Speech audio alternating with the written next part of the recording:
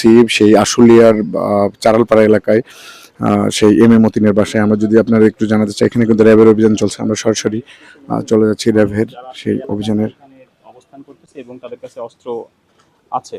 তো সেই তথ্যের উপর ভিত্তি করে আপনারা দেখতে পাচ্ছেন যে আমরা এখানে বেশ কিছু দেশীয় অস্ত্র, চাপাতি এবং এয়ারগানের বেশ গুলি অ্যামুনিশন আমরা এখানে জব্দ করতে পেরেছি এবং এখানে আরও 4 জনকে আমরা গ্রেপ্তার করেছি, যারা আসলে আমরা আসার সাথে সাথে আমাদের আসার সংবাদ পেয়ে আমরা যখন গেট দিয়ে ঢুকতে যাব সেই সময় এরা আসলে দেওয়াল টপকে পালানোর চেষ্টা করে। একজনকে এখানে আমরা ভিতরে এবং আরও 3 জন দেওয়াল টপকে পার হয়ে গেলে তাদেরকে আমরা পরে দৌড়ে আর কি ধরা হয় আর কি। সব মিলে আমরা 4 জনকে গ্রেপ্তার করতে পেরেছি আর কি। তাদের তথ্যের উপর ভিত্তি করে আমরা এই দেশীয় অস্ত্রগুলো বা এয়ারগানের গুলি যেগুলো এগুলো আমরা উদ্ধার করতে পেরেছি আর কি। ধন্যবাদ আপনাকে।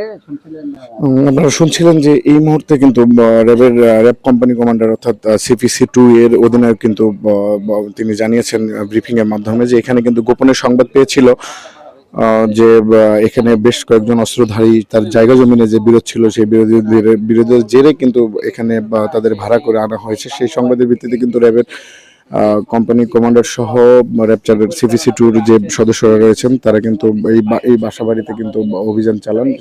এই বাসাবাড়ি কিন্তু এম এ মতিনের বলে কিন্তু আমরা জানতে পেরেছি। আমরা আরেকটু যদি জানাতে চাই, সেটি হচ্ছে এখানে কিন্তু বেশ কয়েকজন সন্ত্রাসী গোপনে আস্তানা গেড়েছিল, পাশাপাশি তারা কিন্তু অস্ত্র গোলাবারুদ সহ কিন্তু বিভিন্ন উপদ্রব নিয়ে কিন্তু এখানে সেই যে ছিল এই এলাকায় অবস্থান, অর্থাৎ এই এলাকায় একটা গোলযোগ সৃষ্টি করার জন্য কিন্তু তারা এখানে অবস্থান করছিল বলে কিন্তু র্যাবের কোম্পানি কমান্ডার অর্থাৎ নাজমুল হোসেন কিন্তু জানিয়েছেন। নাজমুল হোসেন কিন্তু আরো জানিয়েছেন এখানে কিন্তু এই বাসাবাড়ি তল্লাশি চালিয়ে বিভিন্ন স্থানীয়ভাবে যে বাসা রয়েছে এই এম এ মতিনের, তারা কিন্তু বাসা বাড়ি যে তল্লাশি করেছেন, তল্লাশি করার পর কিন্তু বেশ কিছু দেশীয় অস্ত্র শস্ত্র কিন্তু উদ্ধার করেছে র্যাব।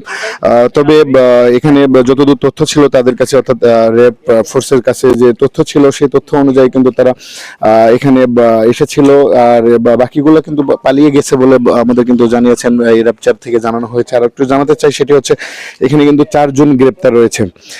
4 জনের গ্রেপ্তারের পাশাপাশি কিন্তু এই অত্র বাসাবাড়ির কিন্তু বিভিন্ন স্থানে কিন্তু তারা অভিযান পরিচালনা করছে। এই অভিযান পরিচালনা করে কিন্তু তারা এই দেশীয় অস্ত্র শস্ত্র এবং শটগানের যে বেশ কিছু গুলি কিন্তু উদ্ধার করেছেন বলে কিন্তু কোম্পানি কমান্ডার আমাদের জানিয়েছেন। আর একটু জানিয়ে রাখি, এখানে কিন্তু বেশ কিছুদিন ধরে কিন্তু এই এলাকাটা কিন্তু থমথমে অবস্থা বিরাজ করে, কারণ এই এলাকায় কিন্তু বেশ, অর্থাৎ ছোট থেকে বড় কিছু কোনো ধরনের দুর্ঘটনা ঘটলেই কিন্তু গোলাগুলির যে শব্দ রয়েছে সেই শব্দগুলো কিন্তু পাওয়া যায়।